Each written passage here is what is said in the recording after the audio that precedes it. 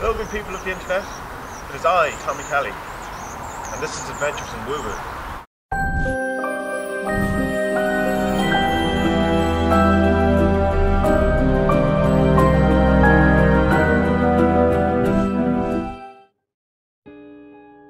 So, what is this? What's going on? What are we doing? Basically, I've taken the kind of the turning of time, the kind of dead days or the kind of downtime between 2018 to 2019 and kind of around the holiday period to revamp, or reinvent or redo my approach to what I was doing as the podcast. As much as I enjoyed doing the podcast, and I really did enjoy it, I missed doing the video stuff. And I want to try to incorporate the two type of things together. I've done it before on a number of the podcasts where there was both video and audio versions of the podcast, but it was more just me, in a sense, just kind of sitting there as I record the podcast. But for this, what I want to do is kind of bring in a bit more vlog type elements and have different sections. So there'll be sections like on magic, there'll be sections on art, there'll be sections on news, woo-woo news, like I used to do on the actual website, the Weekly Woo. And then there'll be a general topic, as there always was on the podcast. I did kind of look quickly on Google to see if there was a name for a podcast that's also a video cast, and there isn't, or at least I didn't find one. Or there's a load of names that you know people have just made up and other people haven't used. So yeah, the other thing is I've changed the name from the Tommy Kelly podcast to Adventures in Woo Woo, and a number of reasons for that. One being that it marks a new beginning, obviously, and kind of cements that in the ground. Two, it's also because it kind of, brand-wise, if you want, it kind of keeps it all coherent in that the website is Adventures in Woo Woo, Facebook's Adventures in Woo Woo, and so if people were looking for a podcast or a video channel that's related to that, it would be Adventures in Woo Woo. And also I think that the Tommy Kelly podcast, if you just came across it and seen the image and the title, you wouldn't really have any kind of notion of what it is.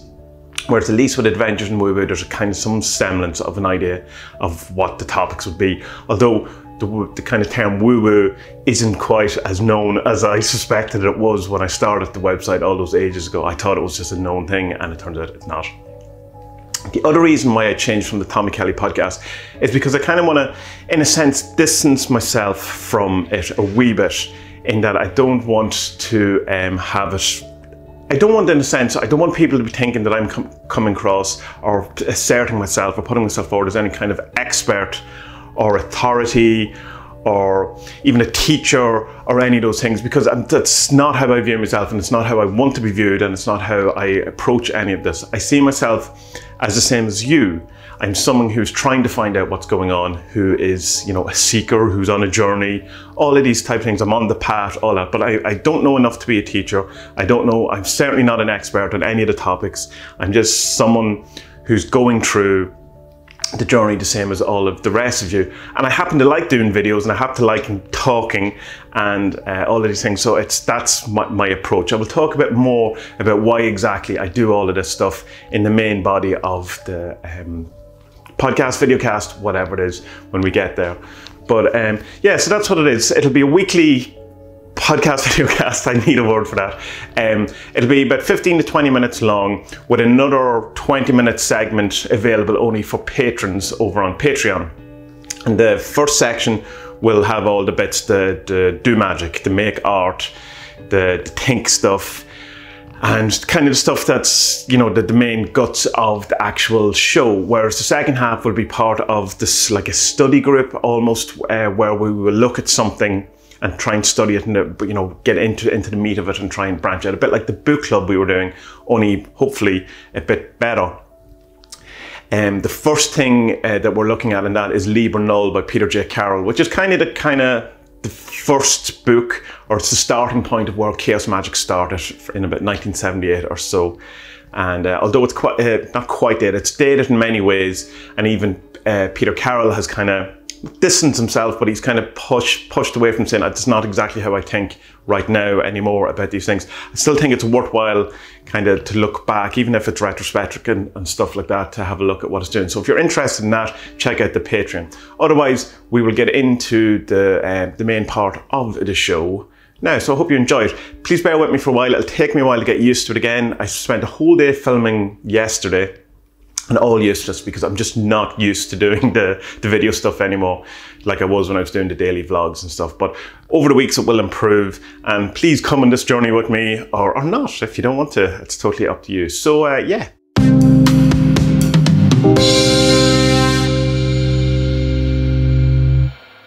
There's two kind of strands, or two kind of strains of magic that people use, and you know, most people kind of end up predominantly working in one of these two types of magic, and they've been kind of classically called high and low magic. But I don't really like that, because there's an inference in there that one is better than the other, or one is higher or more evolved or whatever, whereas I think it's more a balanced thing, that you need both of them. Basically, low magic is the magic of getting stuff. You want the stuff, you know, the physical stuff, the emotional stuff, the love. You want money, you want to pay your rent, you want, you know, the house of your dreams, you want to meet the man of your dreams, the woman of your dreams, whatever it is.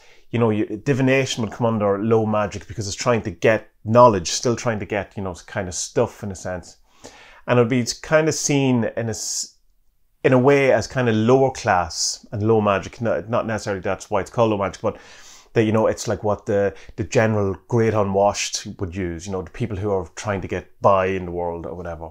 Whereas high magic would be stuff more about trying to, you know, improve yourself as a soul, or as a human being, or working towards being an ascended master, or following along your spiritual path, you know, reuniting with God, or becoming your own God, or whatever it is. These things, you know, kind of more loftier, higher ideals of spiritual evolution or unification with the one soul, or all of these things. So you have stuff like Golden Dawn, Crowley stuff would fall under high magic, with the implication that high being better than low. But my kind of thing is, I always probably do side a wee bit more on the high than I do on the low magic, only because I have found that doing the high magic makes the low magic kind of stuff fall into place a wee bit more. And by that I mean by doing the personal development, doing shadow work, working out where you're being an arsehole, why you're being an arsehole, where they came from, and sorting it all that out, and trying to get, you know, trying to become a better person, a greater person. And when that you kind of do those things, blockages open up in your life that kind of let all the other stuff flow.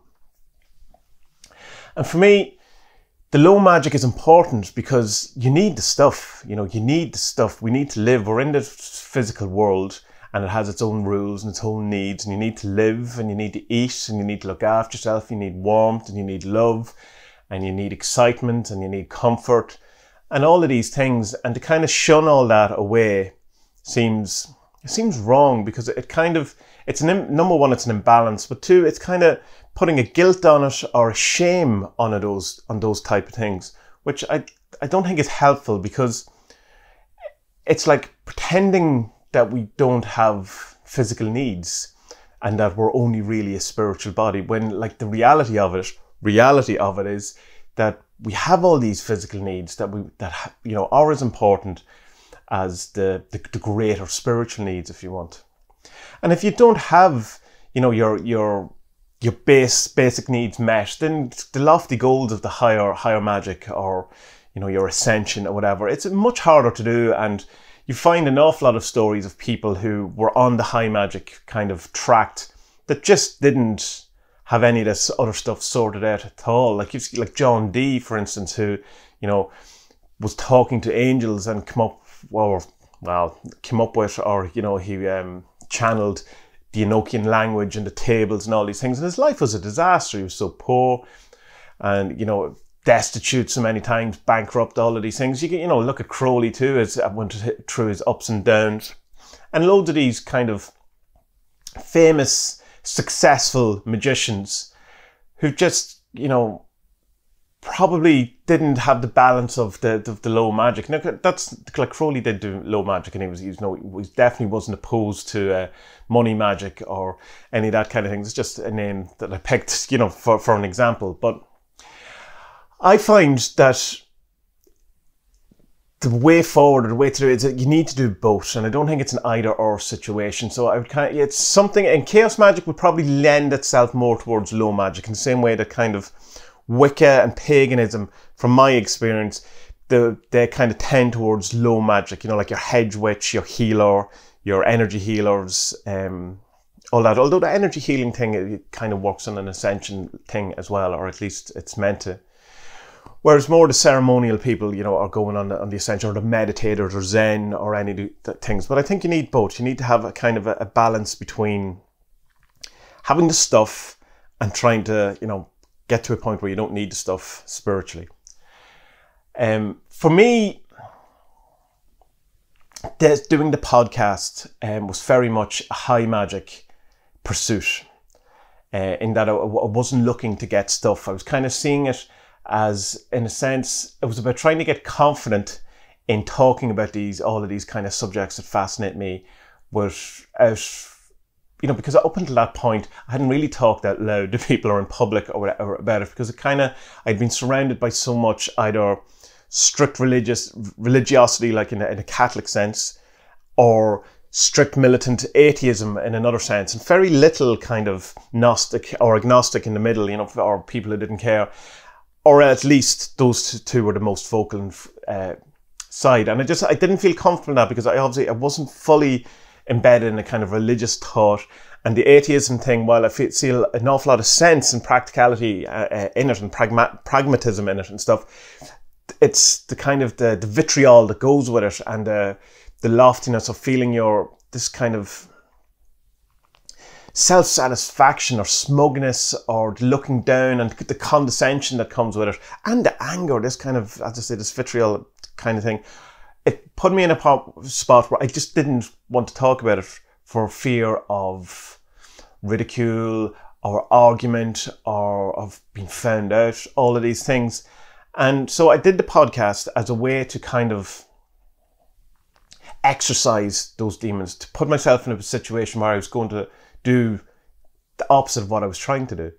Kind of, you know, keep these things to myself, and just kind of, you know, like your public declaration that you're a magician, like that famous thing that Alan Moore did when he was 40, he made a public declaration that he's a magician. And not quite as grandiose as that, but the same kind of thing of just being open about it, using my real name on Facebook when I talked about magic stuff, rather than, you know, a kind of an avatar or whatever.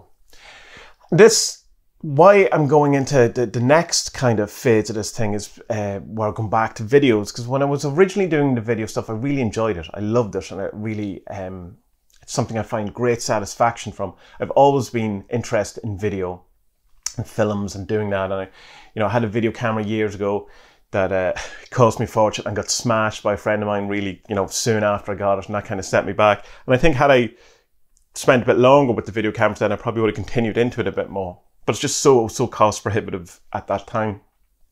So when I got the camera, I originally wanted it for filming stuff.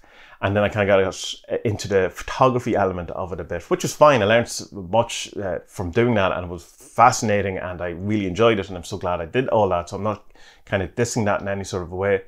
But I kind of left the filming stuff behind it.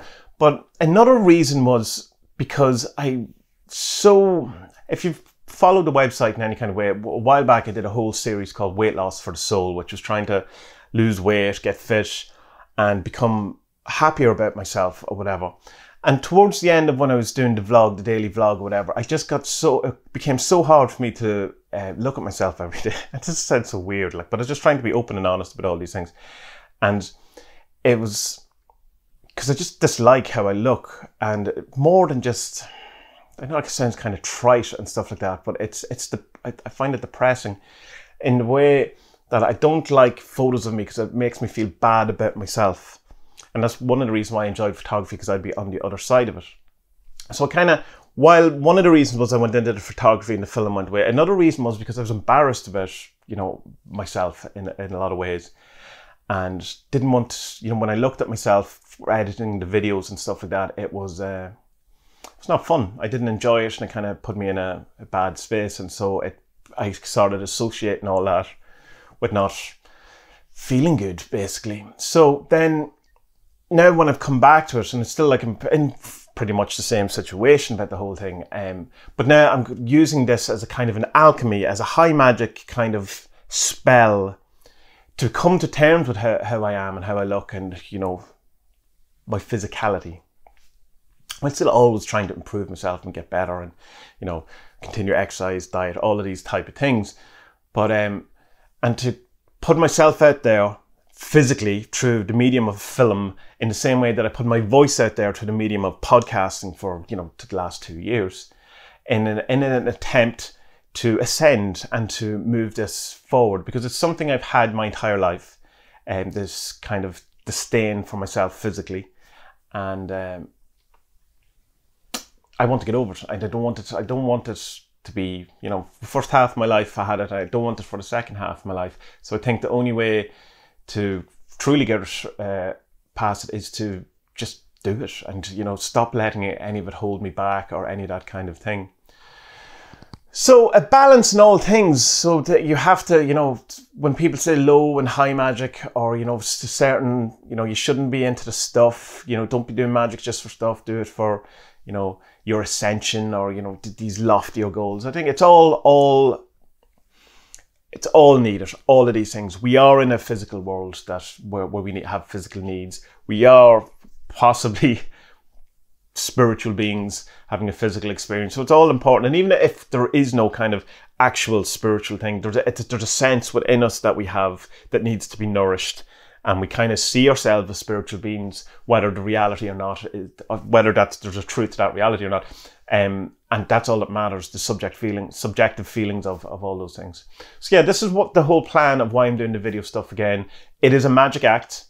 It's any intentional act is a magic act, but it's more than that. It's an intentional magic act. It's an alchemy. It's a hope of metamorphosis and a change to effect change in my life. And I'm looking forward to it. I'm scared, but I'm looking forward to it. And thank you very much for the opportunity.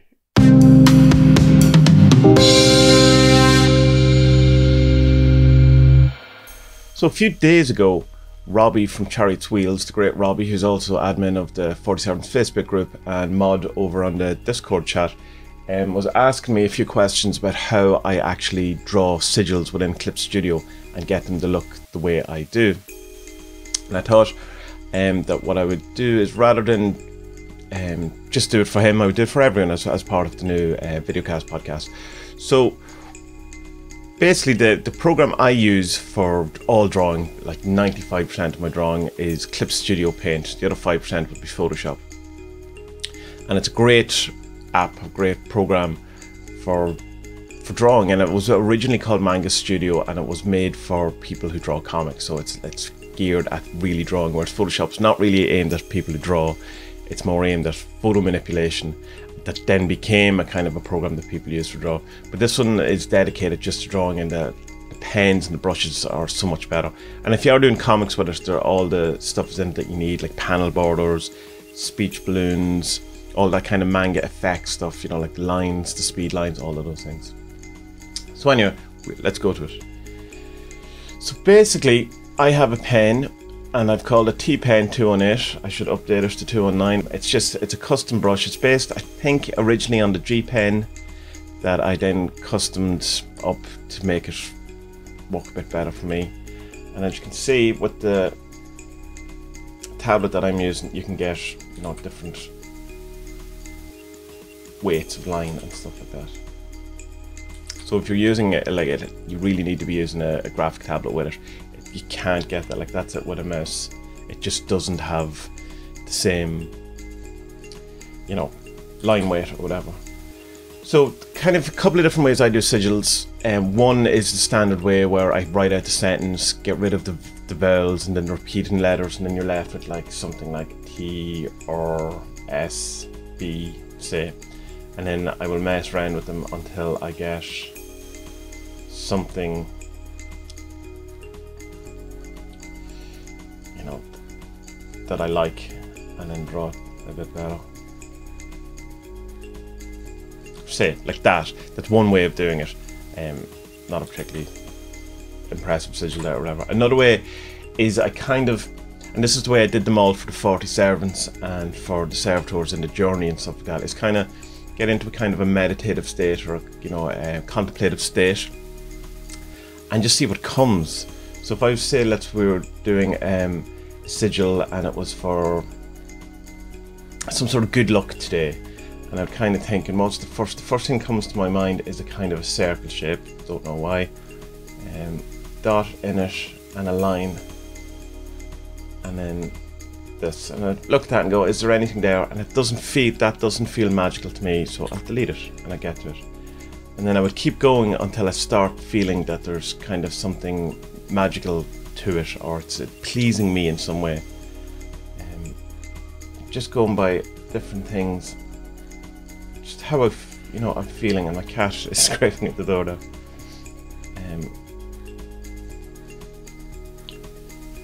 Still not that. I'm not going to go too, like, sometimes can take me a while.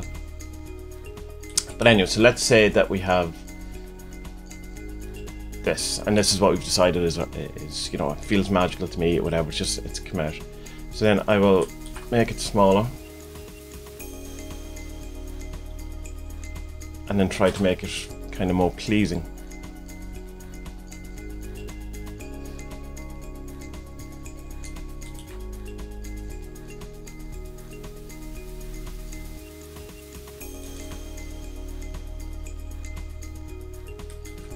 To tick.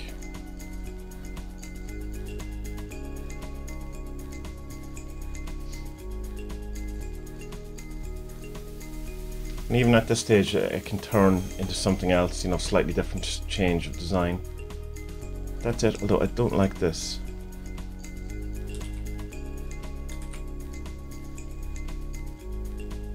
Then just delete the other bit of it. Just tidy it up a bit.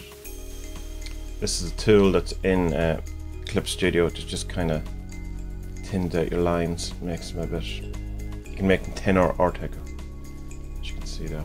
And that's kind of it. Like then I would pull back and have a look at it from that way. So that's just one way I do it, and it's the way I did it for the 40 servants and for them kind of things, where it's just kind of, rather than going through the processes of a sentence or whatever, it's just trying to let. It's like getting to the second part of it. You already know what the intention is in your head, you've encapsulated whatever it is, and then you're just trying to put it into a symbol that feels magical. Both ways work for me, so yeah, I will leave that pen in the show notes for over on Patreon for people who want to use it, and yeah, just see what sigils you come up with. Of course, you have to use Clip Studio, or you have to have Clip Studio to use it. To use the pen, but you know, it's the best I can do for you. So yeah.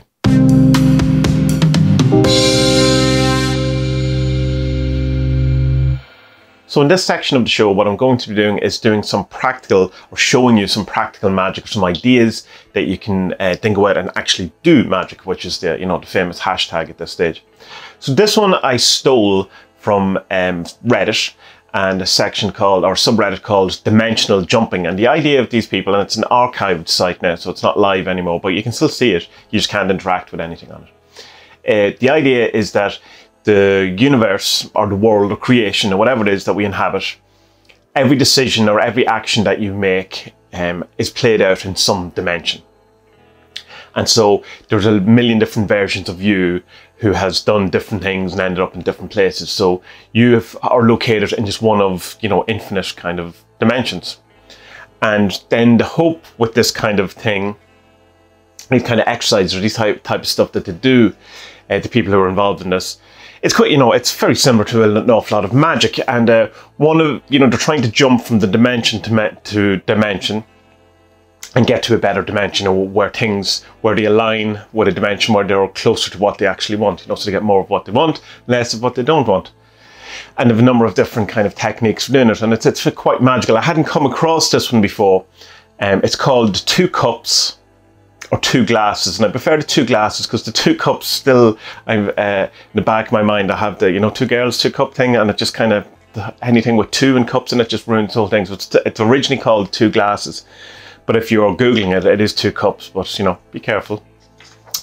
And what I like about it is that, and what I like about an awful lot of different types of magic in particular, is that when if you come across magic that works not only on a woo-woo level, you know, that it works, that if you believe it works, or, you know, there's some sort of spooky thing going on, or there's some kind of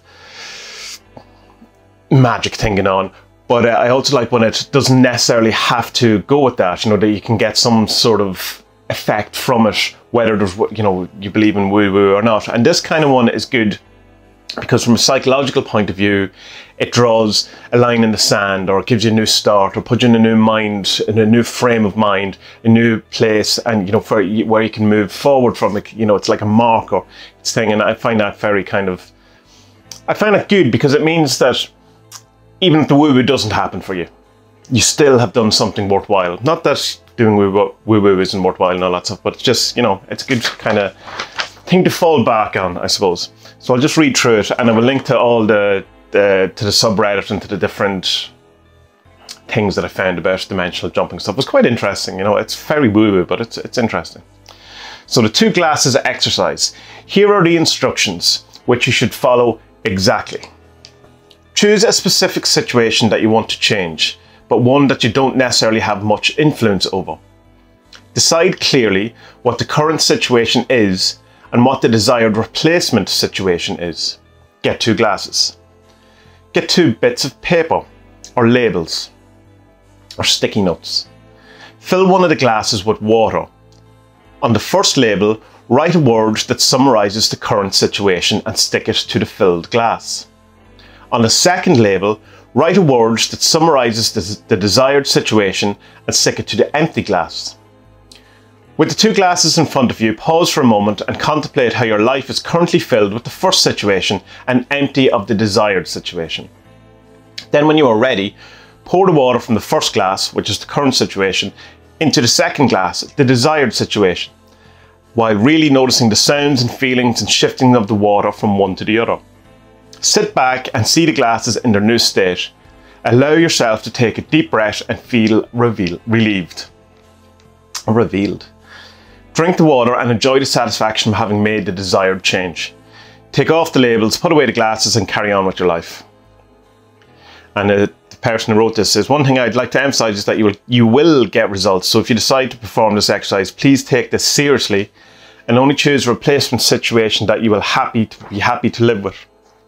So, I mean, it's not that dissimilar to doing a spell or doing a kind of a, you know, a sigil or something to affect some change in the world, you know, or to do something. It would be great for moods as well, but it'd be great for, like, say, when you're unhappy with something about your appearance maybe, or your confidence level, or some sort of personality trait. So you get angry all the time, or you can move from anger into a, you know, a less angry state. Try to really think about the different uses that you could come up with this. I think it'd be a very useful one. Again, even apart from the woo-iness of trying to hack the, you know, the matrix, or, you know, put something into the consciousness of that we, you know, of the consciousness that we inhibit, or out to the universe, or whatever word you want to use for that, then there's still a good psychological thing to it of having this kind of place where you make this affirmation, or you make this point or this declaration that you're going from one state and going to metamorphosis into another state. And the warning at the end is, you know, to take it seriously. And it's a good warning, and probably I would warn, and it might have a different reason why I would warn, because take it seriously to get the most effect out of it, rather than take it seriously because, you know, something bad is going to happen, which is kind of you know, the inference there. So try it out, let me know how you get on, and you know, do magic.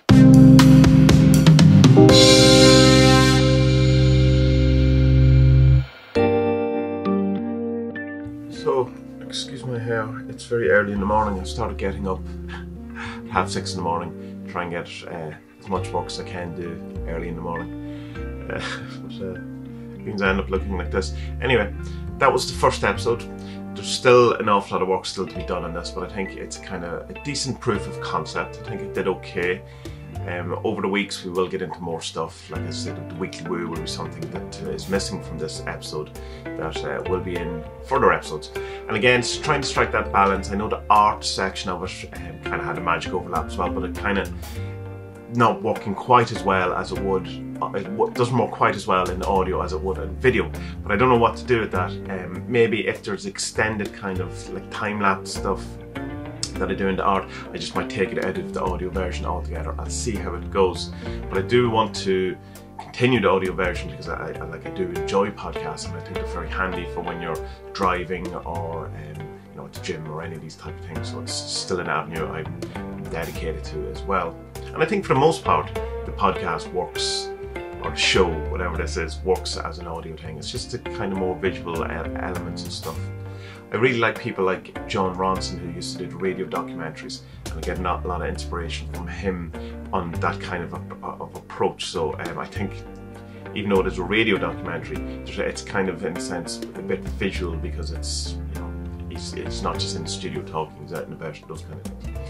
Anyway, if you would like to know more about what we're doing, what I'm doing, I don't know why I keep going into the plural in these things, then go to adventuresinwoohoo.com. It's going to save on so much end talk at the end of this podcast, where I used to do the entire where you can find me. If you go to adventuresinwoohoo.com, you'll find all the places, you'll find all the stuff about the Forge servants, the social medias, the Patreon, all of those type of things will be there. It's going to be updated more over the next couple of weeks, so keep an eye out for that. I started with the channel art all changing, but I have a couple of things that I really want to revamp the website with. So that's it. If you want the extended version of the podcast, you'll have to become a patron, but it's from any level upwards, I think. No, sorry, it's from $5 upwards. You get the extended version. And if you want to come and talk to me, try the new Discord server. All of these links will also be in the show notes. So, good people of the internet, may you have a wonderful week, and maybe whatever projects you start in this new year, may they be hugely successful, and may you have the best year you've ever had to date. Be well.